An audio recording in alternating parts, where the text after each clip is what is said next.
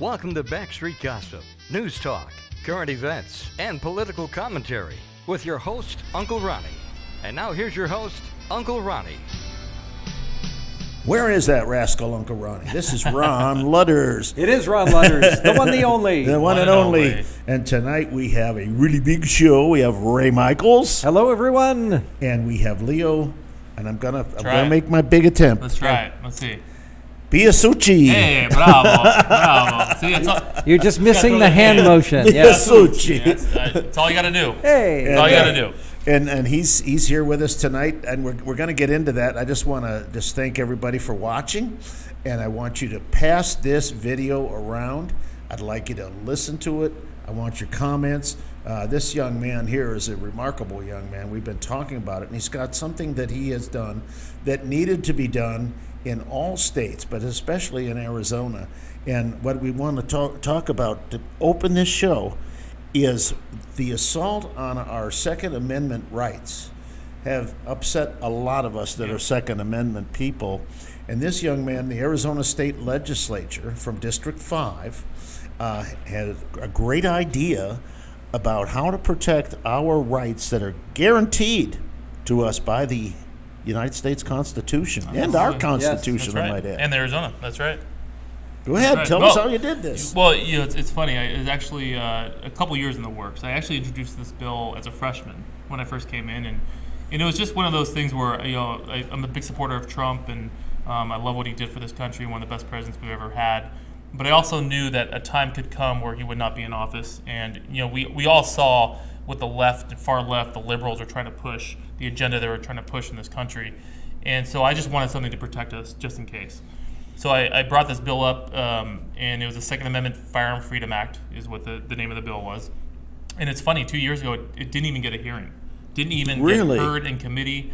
I was told, this is not important, we don't need it. Of course, we had a perfect storm. We did. And so I brought it back this year. And what I did was, when you saw Biden running, Kamala running for office, they were talking about it the whole time, right? We're coming after your AR-15s. We're coming after high-capacity magazines. Mm-hmm. And for me, that was even more reason for me to, I got to bring this bill back, and I got to get it right. I got to make sure that it's constitutional. I got to make sure that everything is done the way it needs to be done to get through.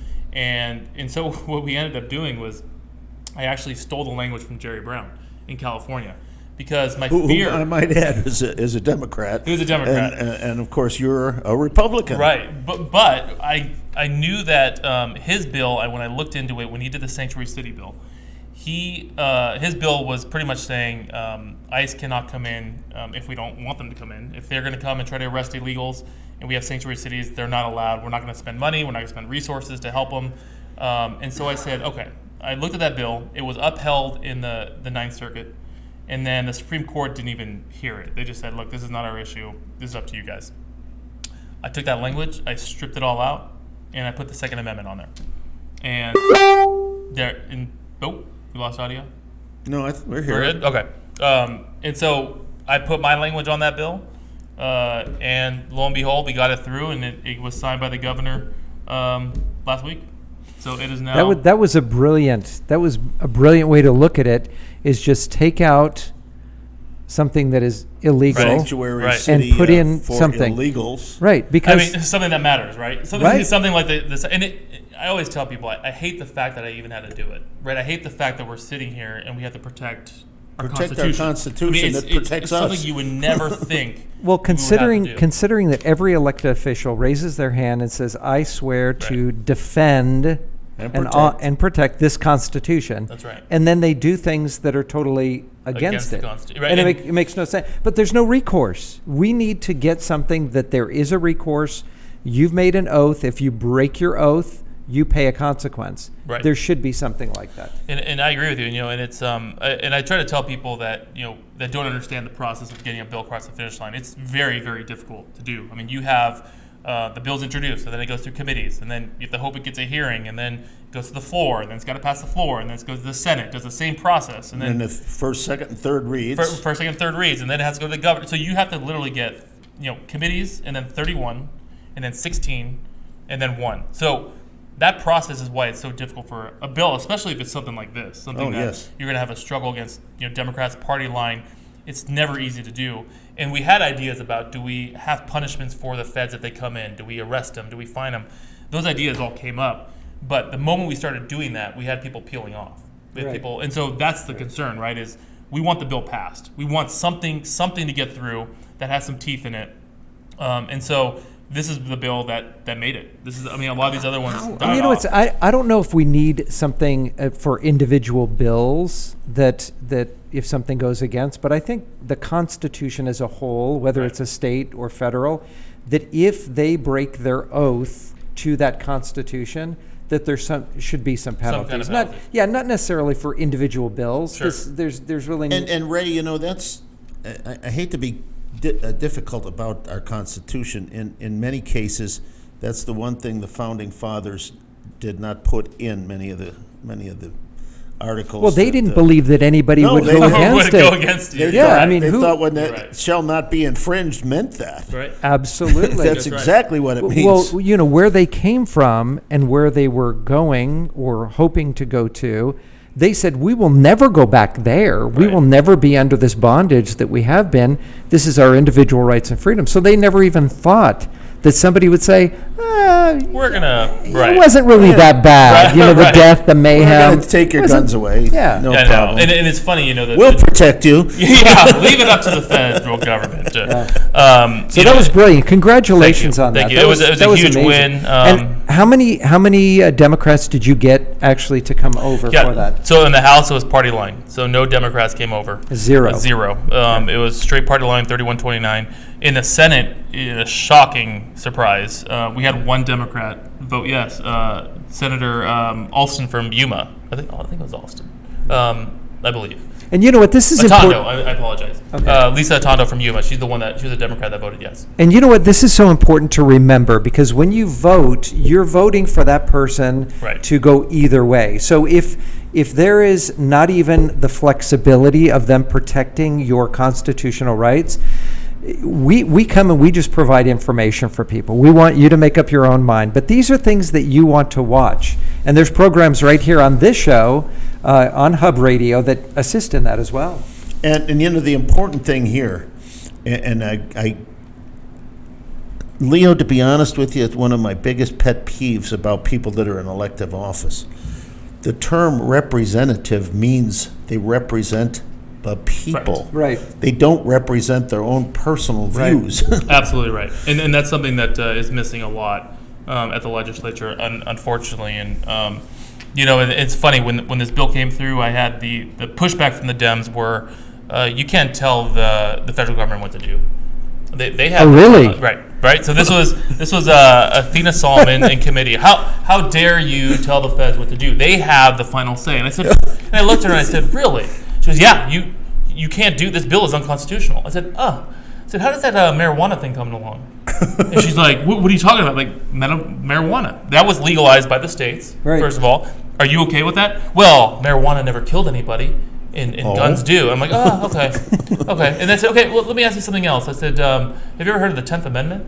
Do you realize the states created the federal government? It wasn't the other way around. Exactly. Well, this is just, you can't be doing this. I said, okay, let me bring up another question. Jerry Brown in California did the sanctuary cities. That was upheld in court. Are you not okay with that ruling?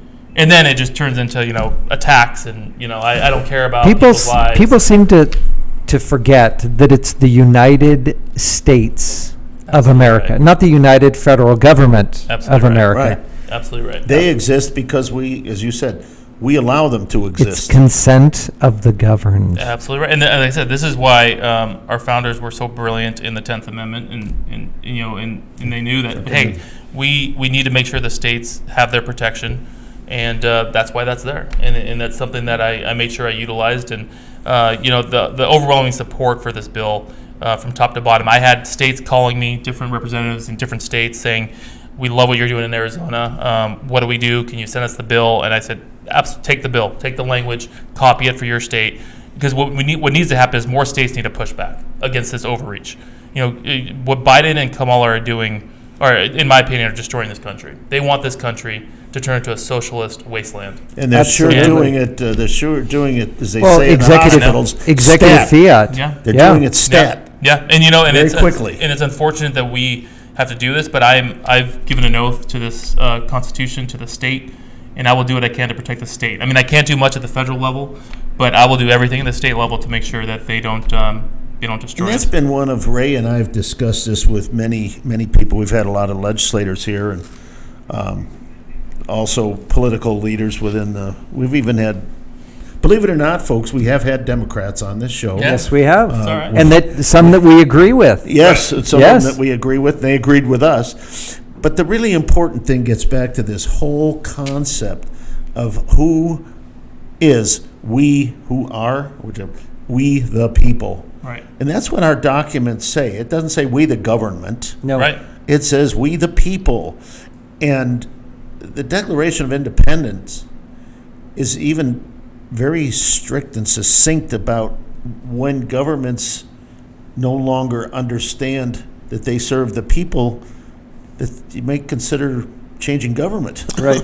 Yeah, and I think this is kind of a wake-up call with COVID, right? This was kind of, to me, almost a test run by the federal government. How far can they push the limits? Yeah. And we saw that all across the board. Whether it was mask mandates, restaurants had to do this, they had to do that. Children are wearing. I mean, just I couldn't believe what I saw. I couldn't either. From the federal government, the government in general, and there's your fundamental difference a lot of times. I mean, you have Democrats that are they're good people. They they might agree and disagree on some things, but you have a lot of Democrats who believe in big government. They want them to hold your hand and guide you through life. Federal Republicans are the complete opposite, right? Leave us alone. Let us do. Federal government has their duty, right? Protect our borders, protect our natural resources. Beyond that, And leave us alone. Treaties. leave us Leave us alone right. to enjoy our Inter- life. interstates, Absolutely. they have to play the same. Sure. But that's about it. That's about it. That's and, it. And so when I see these, these pushes for vaccine passports and shutdowns, and it just, to me, and this was always my biggest beef when COVID happened, how we were shutting down businesses, mom and pops, right? We were letting Walmart sell whatever they wanted, right? Fishing poles and jeans and shoes and hammers. But Joe's shop over here, the tool shop, they couldn't sell their hammers. Sometimes the same thing. Same thing. Yeah, So Well, we use that example all the time because right down the street there is a Home Depot, and right down the street over here there's Hans Lawnmower Shop. Hans was closed all Right. the time that the governor Not said, right. got to stay home. But Home Depot was selling lawnmowers like crazy, while the guy across the street was saying, how am I going to survive Right. if I can't sell anything? I mean, and how ridiculous. That small mom and pop will have 2-3 customers an hour. I walked into Home Depot's, Walmart's, thousands of people, right, in these places. So, Exactly. I mean, all common sense left the window. And what was disturbing was how people were just okay with it. They just, I mean, not everybody. Thank God we had people who fought back and said, this is too much government overreach. Being a legislator, you're probably as upset as I was when the Senate sine die without addressing some of these issues last year. Right. One of the issues, obviously, being the liabilities that company, and I'd have people say, well, there's nobody that's going to sue somebody and actually have proof that they got COVID from the guy. I said, yeah.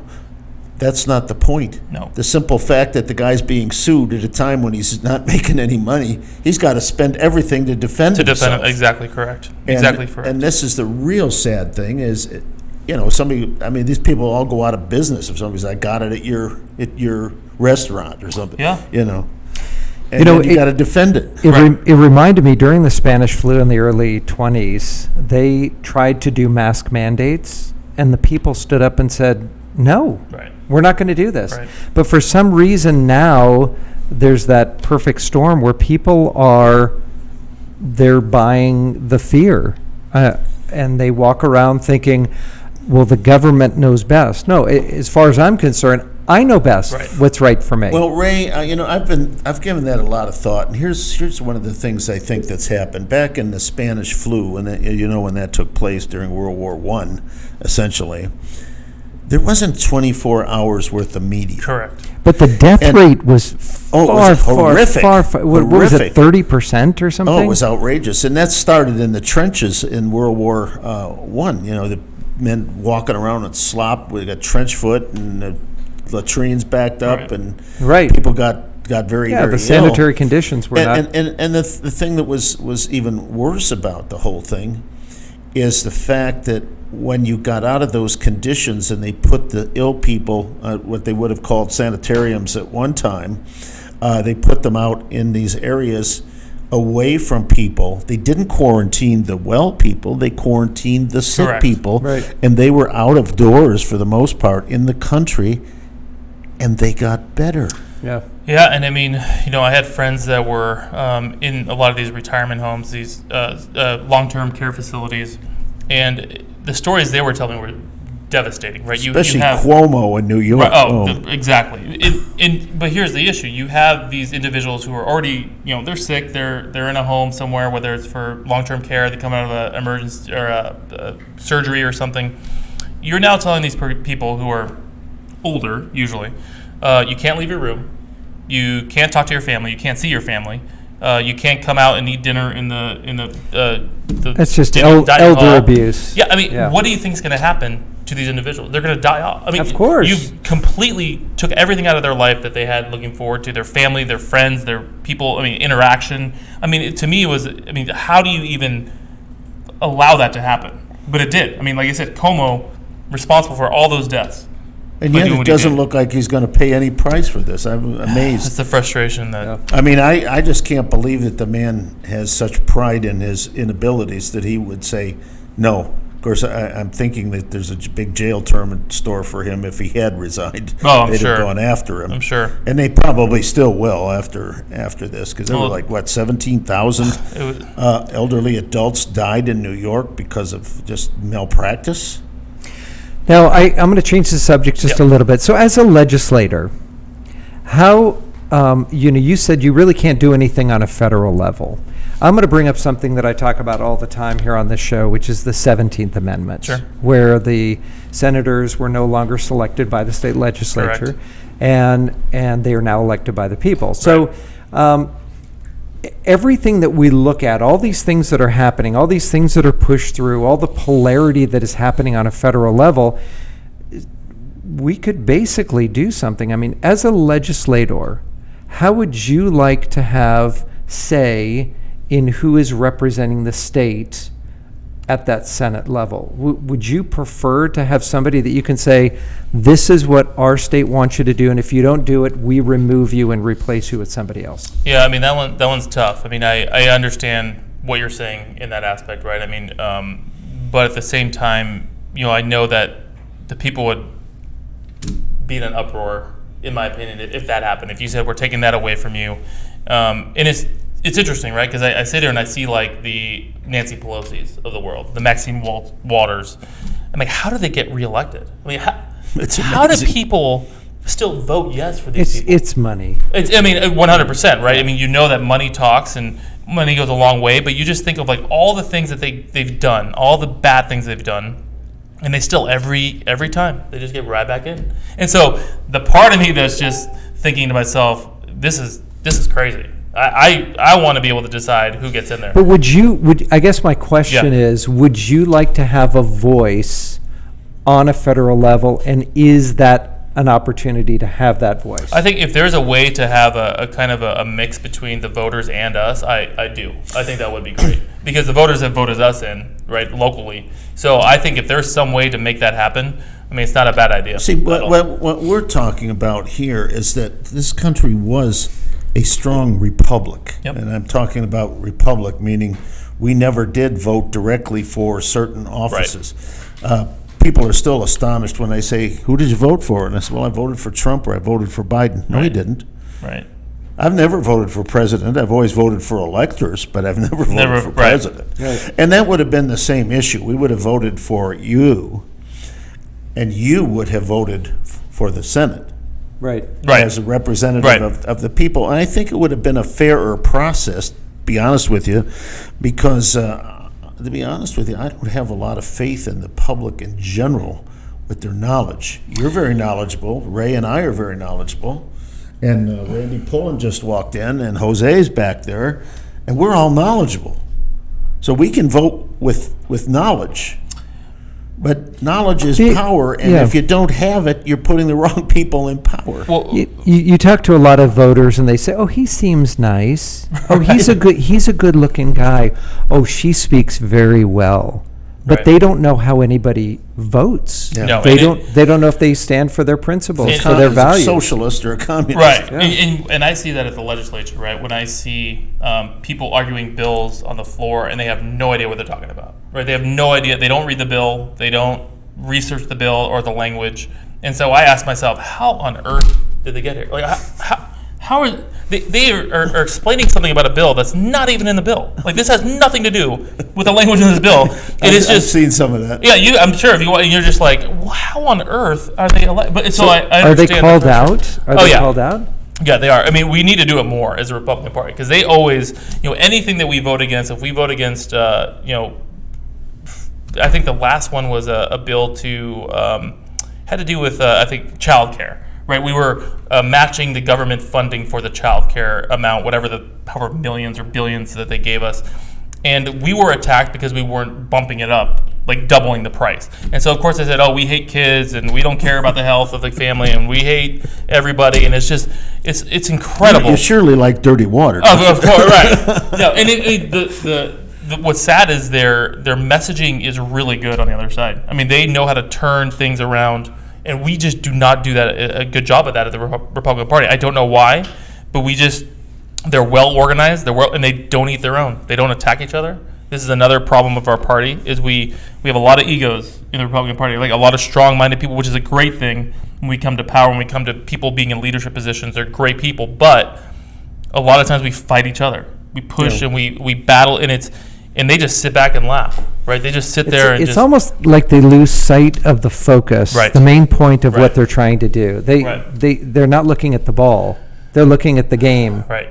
And term limits, that's why the people of Arizona voted for term limits. Well, kind of. And that's a joke as well. Kind of. Well, yeah. even though it's circumvented because Yeah. they just You just go back jump and forth. from house Flip around. Yeah. Right.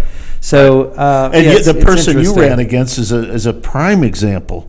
Yeah. Layla, you're probably she was. I don't know how old you are, and you don't have to tell me. I think at 38. But okay, she was in office before you were born. Well, yeah, right. But she's still there. For about 7 years. When I was a junior in high school is when she started. Well, you have my promise here. Like, I mean, I've always thought this when I ran, right? I always thought to myself, I want to run. I mean, because I want to make a difference. I want to defend the Constitution. I want to defend the state of Arizona. I was born and raised here.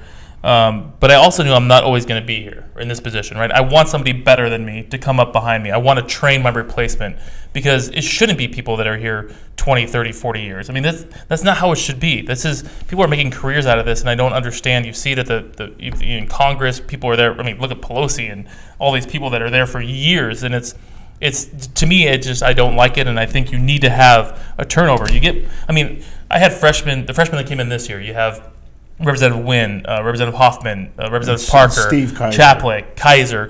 I mean, you have this energy, right? And I remember that when I first got in my freshman year, just that passion that you have when you first get in. You're excited, you're loving it. I see people that have been there for years that don't have that. I mean, they're just, they're just like anything else. You get comfortable, you get complacent, you kind of. Well, you don't have new and fresh ideas Right. either. Right. Many years ago, I talked to a congressman, and I asked him this basic question. Why is it that no matter how frequently we change congressmen, but they vote the same way as their predecessor? Right. And the guy said, it's very easy. It's staff. Staff doesn't change.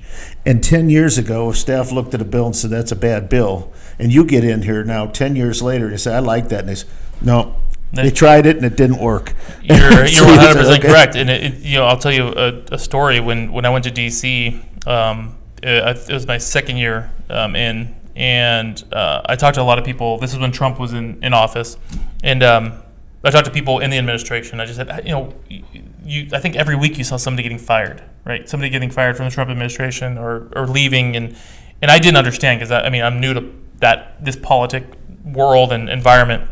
I said, what's going on? And they said the exact same thing. They said, you have to remember one thing.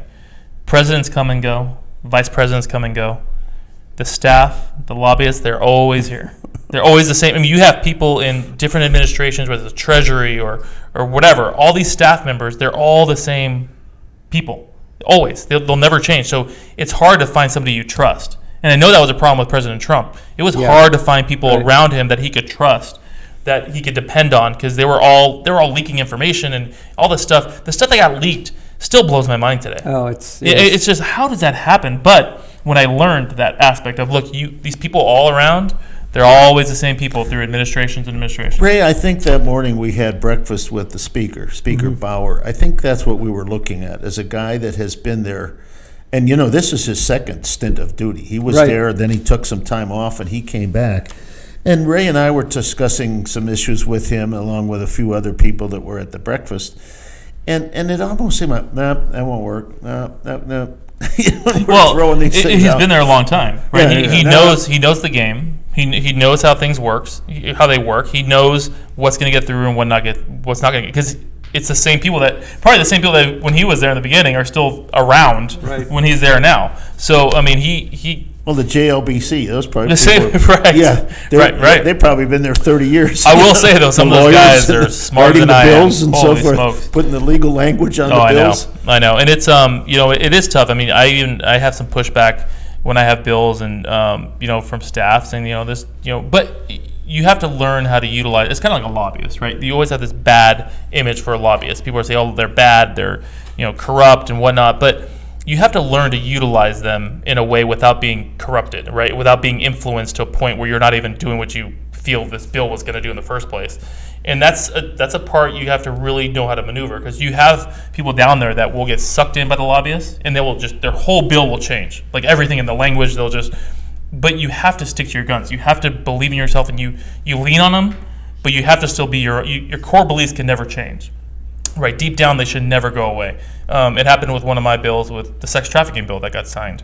That thing, I knew it was a good bill. I reached out to the prosecutors and the AGs and people involved in sex trafficking and child sex crimes, and then I got pushback from certain areas. They're like, oh no, you don't even have to do anything. We already have strict laws, but you have to stick to your guns. You have to. The strict laws need to be enforced, and that's another issue.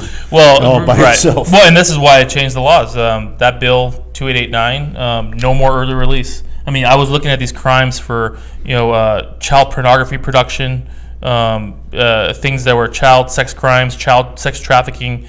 They were getting out in 18 months, 2 years. Well, their sentencings were 10, 20, 30 years, but they had these loopholes. You saw it with Epstein, right? We all saw that when he got arrested in 2005. There's a guy who's trafficking girls, gets caught, and he ends up spending work release, like less than 2 years, and he's going home, going to work, doing whatever he wants, and going to bed at night. I mean, complete garbage. So with my bill, it was like, no more of this. I mean, Arizona needs to put their foot down, so no more early release, no more probation, or no more parole, no more work release. It's straight time, and then any second offenses, it's life in prison without parole, period. Exactly. Wow. Let me tell you a quick story here. Many, many years ago, I was really active. I used to go down there and make all kinds of testimony. Well, that's public comment. They call it testimony, but it's really public comment, because I used to work down there with the Arizona Corporation Commission, and, and I know what testimony is. I used to have to stand there and raise my right hand and risk perjury if And so, but there was a bill there, and one of the sponsors of it was, believe it or not, Kyrsten Sinema. When she was a member of the House at first, and she became a senator. And you're not going to believe this bill. It was about halfway houses from people that were being brought up from Mexico to the United States by coyotes, and they hadn't paid their bills. So the coyotes were looking for their families to pay the rest of their bills so they could release them. So they kept them in these halfway houses, and they kept them in a state of relative undress. They were in their underwear all the time, so they couldn't, walk out on the street. And Kyrsten Sinema sponsored a bill. Oh, it was a misdemeanor to own one of those houses. Wow. A misdemeanor. Wow. So Kyrsten Sinema, I got talked to her about this because I said, I was a big Tea Party leader back in those days. And I said, this is something I could get behind you on. I think this is appropriate to make this a felony to own a halfway house. Yeah. And by God, she passed it through. Yes. And that's it's interesting. Somebody brought that up to me when my bill passed. They said, it was a victim, right? Somebody who was as a child molested and went through that whole process. She's a incredible woman now. She shares her story. But when we had our press release, we had our conference a couple weeks ago. She goes, I don't understand how it took this long for you to bring a bill. She goes, you have no idea what you've done, like with this bill. But the fact that it took this long, and I looked at her and I said, you're right. You have these people like Cindy McCain and all these other big names that talk about it, right? They're always talking about sex trafficking and human trafficking and child this and that. How horrible it is. Right, how bad it is. And nobody does anything. Nobody does anything. Yeah. And it's the part that's that's the part that frustrates you the most in this position. I'm a person who, when I have a bill that I want to get done, or I have an idea, whether it comes from the public or lobbyists or you guys or anybody or myself, I do not like wasting time. I want to get the bill accomplished. I want to get the language right. A mover and a shaker. But the problem is there's not a lot of that in this industry. In government, it's like everybody wants to take their time, or no, we'll do it next year, or let's not worry about it. And that to me is infuriating. I mean, I can't handle it. Like I can't. That's the one part I'm just like, if we're not going to get this done, like just leave my office. Like I'll find somebody else that can do it. But there's so much of that, no matter where you go. Really quickly. And I learned that in D.C. I went there, Trump was speaking at an event, and I was trying to figure out how to way to get workforce housing in Arizona. We need people, we need housing for the policemen, the firemen, the teacher, like this middle workforce housing community, because our housing is going through the roof everywhere. Right. And I was probably introduced to 10 people. This was, mind you, Trump's in power, and I'm talking to all these guys, and I'm in D.C. and like, yeah, we're going to help you. Blah, blah, blah. Here's my number. It's now 2 years. Nothing. Wow. And look what's happened in 2 years. Yeah, Right. did you happen to see, this is an older movie, it was one with Eddie Murphy, and it was a good movie. It was called The Honorable Gentleman. No. Have you Before seen I was it? born? When was this? 70s? No, 70s? I think you were in diapers still. And it was one of Eddie Murphy's early movies, and he became a member of the Congress. Okay. A guy died. He had the same name, and he was elected only because the guy died. And then he decided to run. And he became, and it was so funny because the speaker went up to him and he says to Eddie Murphy, he says, the cattlemen are going to make a donation to your campaign of $50,000 if you vote for this cattle bill. And he says, really? He says, well, what if I don't vote for it? Well, the sheep herder lobby will give you $50,000 to vote against this bill. Yeah. So he says, you mean no matter which way I vote, I get $50,000? And he says, now you know the game, my friend. That's right. Unfortunately, that's not like that at the state level. We're lucky if we get $100, but and we're making $24,000 a year. So, well, I'll tell you, I did notice some of the people. I'm in LD 15. Okay. Bartow. Yep. Steve. She's awesome. And They're both awesome. It was amazing. We had Heather Carter, and Heather was she wasn't a real strong conservative, to say the least. I don't know. You probably knew her last year. Yeah. And Nancy beat her. Yep. But this woman had in her war chest almost $250,000. It's incredible the money they'll spend. $250,000 donated through. It's amazing how much money comes in from out of state for a state race for somebody to make $24,000 a year. Isn't it wild? I mean, they did it against Blackman and Barton. Right. Oh yeah, district. They we had hundreds of Walt thousands. on the show several times. Yeah, Walt's great. And he was did you? I told him the story. He didn't know it, but what happened in California? They have the top two there voting. Are you familiar with the top two? Okay, top two is really an interesting thing. If you were to run in a Republican primary and Democrats were to run, and there were like 5 of you, and the 2 top Republicans or Democrats that got the most votes would be the ones that run in the election. Now here we get 2, but let's just say it was the Senate. There's 5 people running the Senate. The top 2 vote getters would then go into the general election. They could both be of the same party. Wow. That's why they have so heavy Democrat over there. Interesting. I And didn't know what that. they did when they had, and this is what they did with Walt, they obviously did not want a black man to be a Republican and win big in elections. Right. So what they did is they took up collections in California. The Democrats did, because they had 2 Democrats that were going to win. I mean, they knew they had. So they put money into this fund to defeat Barton and Blackman. And Blackman. Yeah, I believe it. And I told him that. He says, I didn't know that. I believe it. said, well, you need to hang around me more, Walt. I'll give you the top skinny. The money they drop it's incredible. It's hundreds of thousands, like you said, for $24,000 seat. But they know if they turn the tide, it's game over for Arizona. I mean, and this is why it's so important that we get these bills passed, like the Second Amendment bill, like the heartbeat bill, like these bills that are strong conservative bills. I mean, I'm always going to believe and fight to make sure we keep the majority, but I'm also a realist. I understand that, look, there is a chance we lose one of these chambers or the governorship. We got to get these bills through now. Like, there's no excuse in my opinion. Now tell us about, because you're in your sophomore year now, Yep. right? Yep. But you are already the whip. Yeah. So tell for our audience what that position is and what you're responsible to do. Yeah, so the whip is really, my main purpose is to make sure the votes are there for all the bills. So any Republican bill, we have our Republican, kind of like, the core bills that we're going to do as a party, as a caucus. Like, all right, these bills are our bills. Whether it's tax cuts, which we're shooting for now. We're trying to do a flat tax across the board for Arizona.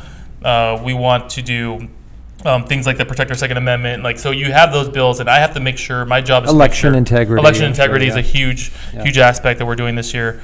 My job is to make sure the votes, everybody's on board, right? And so it's hard because you have a lot of personalities down there at the legislature. I mean, you have a lot of people that are just, you have moderate Republicans, you have conservative Republicans, you have some that go, either way sometimes, depends on the issue.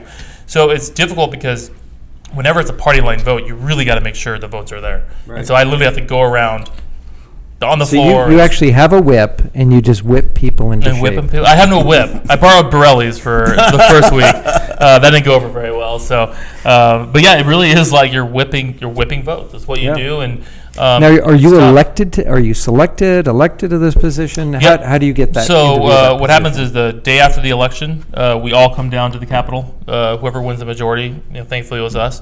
And then the body itself, the 31 of us, vote for the speaker, the majority leader, and the whip. So, in Becky Nutt, she was a whip last 2 years, did a great job.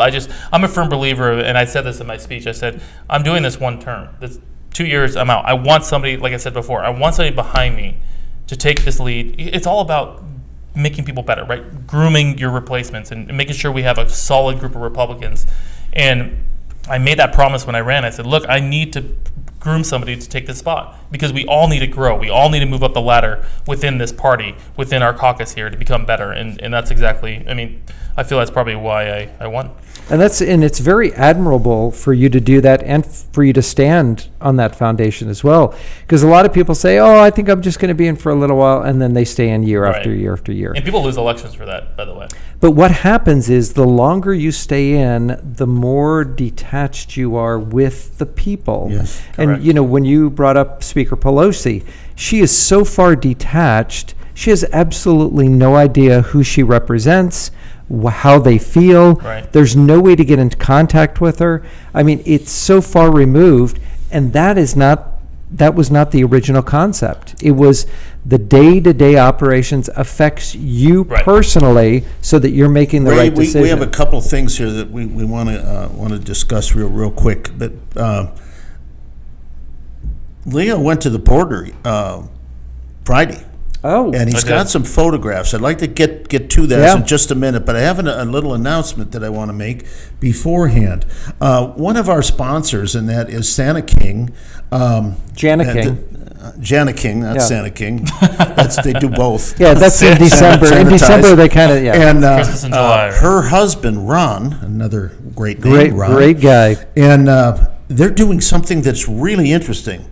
You'll be back home at that time, but May 1st, they're having this meeting down.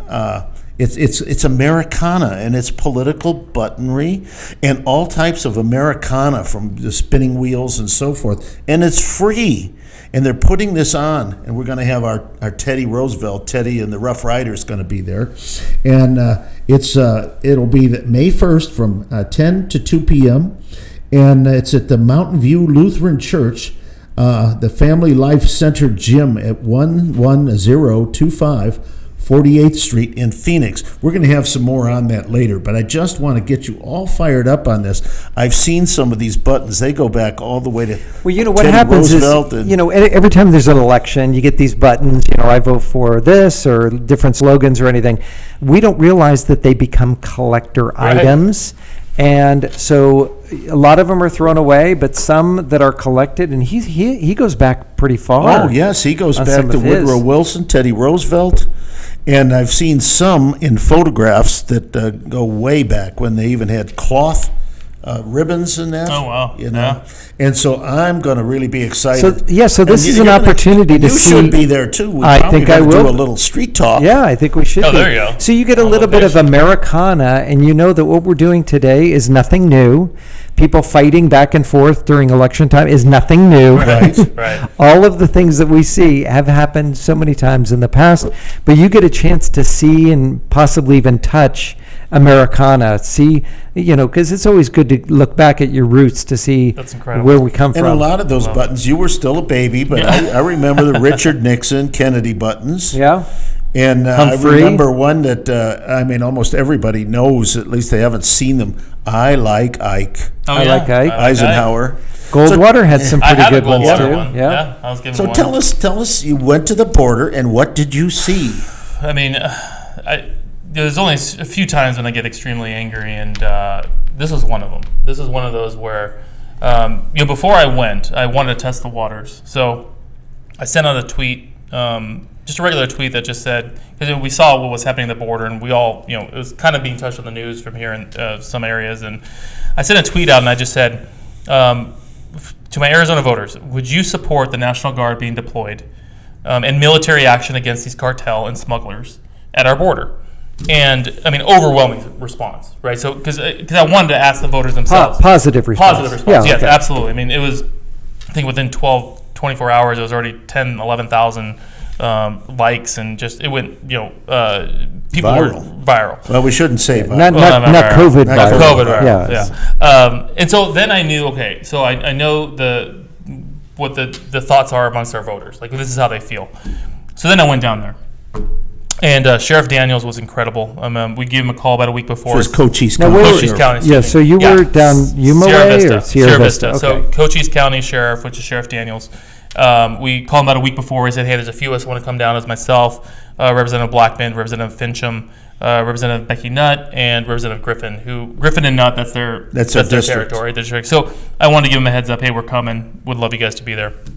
And so 8 in the morning, we met up with Sheriff Daniel and his posse. He has about 4 or 5 guys. They call them goats because literally they are in the mountains all day and night, just walking the mountains. They have a lot of gear out there. They have mics. They have cameras. It's some rough terrain. A lot of rough and terrain. a lot of portions. Absolutely, and so they're up there always making sure the equipment's set because the border's huge in Cochise County. I mean, it's a huge border, huge area to cover. And we get up there, and he goes, "I want to show you." I'll take this back real quick. We're driving up to the location from this sheriff station, and one of the guys' phones keeps going off like every few seconds. Beep beep, beep beep, just keeps going off. And finally, I'm like, "All right, what is that?" And he goes, "Oh, this is our security system, which we have on the border, and it's pinging every time they sense something. So sense movement, sense the camera's going off." And so he goes, "Let me show you what's pinging us." And he shows me these photos, and I think we have the photos here. We're going to show in a second. Neil, do you have those up? Which one do you want? Ready? Which We number? can just start from the first one. Okay, so let's go and this pick kind one. of shows. So here you go. We'll hold this one right here. I mean, if you look at these guys, these are full camoed. I mean, they're money guys, right? They're getting paid pretty big bucks to have this kind of gear. So this is a camera pinging. This is not law enforcement. No. This is cartel smugglers coming through the border, full camo. This is a camera that caught a ping. It's almost like a uniform that they all have a blue. This is organized, well organized. Wow. So these guys are coming through. So let me give you a little bit of perspective here. When Trump was in office, they were looking at about 1 a day of coming through. Right now, it's 5 an hour, 100 a day. And this narrative of women and children is complete bogus. I mean, these sheriff guys are telling me these are 20, Unaccompanied 25-year-old minors. men. Yeah. Yep. And they're coming full gear, full tactical gear, some armed. Some armed Here you as go. well. Yeah, there What you go. what Whoa. nationality are Look at they? Is it a? It looks like an AR. Yeah. I mean, he's this is another ping that came through, and this is something I want to touch on because it's a bit disturbing. So And there's the fence there, that little wire. yeah, right. No, and I'll show you the fence in a minute. But what's interesting and disturbing about this is, not all of them are armed, but some are. No, but And that's some serious. That's some serious. He's carrying some serious firepower. Some firepower there. And the reason that this concerned me the most is because Sheriff Daniels told me, he goes, about 2 weeks ago they get a call from the feds, and the feds tell him, hey, we're giving you a heads up. Cartel members are coming across, and they have a bounty for one of your sheriffs, bounty for their head. They're coming for one of you guys. And they said, okay. He goes, yeah, something happened on the Mexico side between our agent and one of their guys. Took him down, so now they're coming back for revenge. So now you're talking about, and to me, this is an act of war. I'm sorry. I mean, 100%. Yes. You're talking about a bounty on a head of a law enforcement agent, and these Of an guys, American. of an American, right? And you have, so they got together and they were looking for this guy, and they were going through cameras, they were going to the border checkpoints, couldn't find this guy. I mean, they still can't find this guy. He's somewhere here, somewhere in Sierra Vista or the area. Nobody They knows. believe he got in. He believed he got in because they couldn't catch him on the border. But this is unacceptable. The fact that Biden and Kamala continue to ignore this is just mind-boggling. I mean, we spend billions protecting the dang border of Afghanistan and Iraq, right? We're stopping terrorists there, and we have this happening in our backyard. I mean, this is unacceptable. Well, for them to have the intel that says that they're coming in and they're not doing anything about it or sending in resources to stop it, that's concerning. It's concerning. And let me take it a step further, which is going to piss you off even more. So then we're coming in, and I've been to Yuma and back in my business. We go back there back and forth every month. And you always see these blimps that are up, these big white blimps. yeah. So you see Aerostats. Yeah, and there's cameras on there, there's sensors. I mean, they're using that to catch things. And all of them are down. And all the Sierra Vista, all the blimps are down. I've heard that they've taken them down by executive order of Joe Biden. Correct. They're not. It's not like they're out of commission. They're down. And then you talk about the checkpoints that are 20 miles in that are checking the cars, unmanned. Nobody's there. So given that the federal government, their number one priority is to protect our borders. Correct. If they don't come to the plate, then it goes to the state to Correct. protect its borders, right? Correct. But if there's a government mandate that says, no, you cannot protect your own borders, I mean, isn't that... It's How difficult. do we address that? So, and that's the first question I asked when he told me about the blimps being down. He told me about the Border Patrol being. It's not the Border Patrol's fault, by the way. I just want to make that clear, right? This is a directive that they're moving all these agents to these centers. They're babysitting now, is what they're doing. They're in Texas. They're in Cal. They're babysitting, and they've moved them out from these points. So the sheriffs are undermanned. The Border Patrol is, they're gone because they're doing other things. Well, I think the whole Cochise County Jail only holds about 180 people, if that much. It's a small jail. Yeah. Where does the governor come in to where he says, I'm sending in the National Guard? Correct. So that was the first thing. Like when I'm down there, I'm sending these photos to, Mark Fincham was there and Blackman and stuff, and sending it to Bannon, send to the governor's staff. I'm like, look, we need to do something now. And the governor came out and he said, we're asking the federal government for the money to do our National Guard. That time's passed, right? I mean, Sure. My thing is like, look, we have money.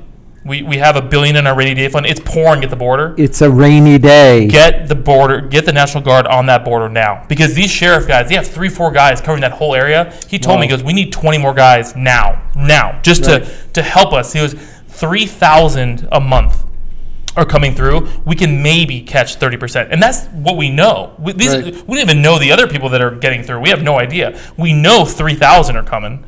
We can only apprehend 30 because we don't have the manpower. And there's more photos showing these guys. I mean, look at it, all camoed out. I mean, this is organized. This is not women and children talk.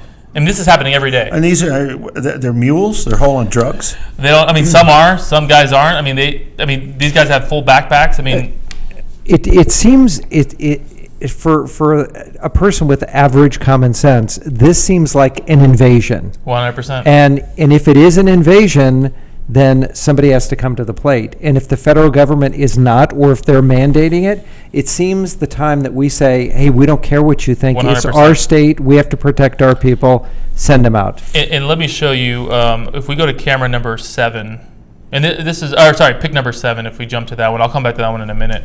Okay, so here's a part of the border. Oh, yeah. You think they can get in there? Right? No. So that's the feds. They put that up. That'll keep them out. That'll keep them out. So this is the new fence that This was is old put up? fence. This is all old. Old Okay. fence. So and if you go to the next one, I'm going to show you. So this part is what's incomplete. So when I got there, we started see these semis were coming out as we were coming in with the sheriffs, and the semis were loaded with the metal, all the wall. And I asked the sheriff, I said, what are they doing? He goes, oh, they're shipping the materials out. So you have all the materials laying. When you see this picture, behind this is just a field of metal and poles for the wall to be built. That was there from the Trump administration. Biden has ordered that all to be shipped out. They stopped the build. So this section here is literally empty. So when you look at this, that's all Trump wall right there. And then it just stops because they were supposed to build there. Now, you look at that big tree at the very top. Right. To the left of it, the sheriffs are telling me there's always a guy there every day, a spotter from the cartel, watching the sheriffs, seeing where they're at, giving them a heads up, where they're at all times. So these guys are crossing here at night.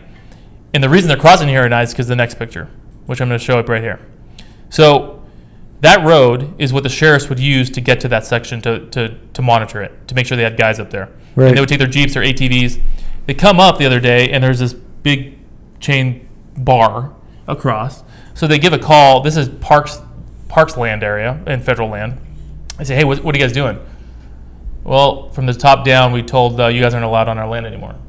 We don't want you.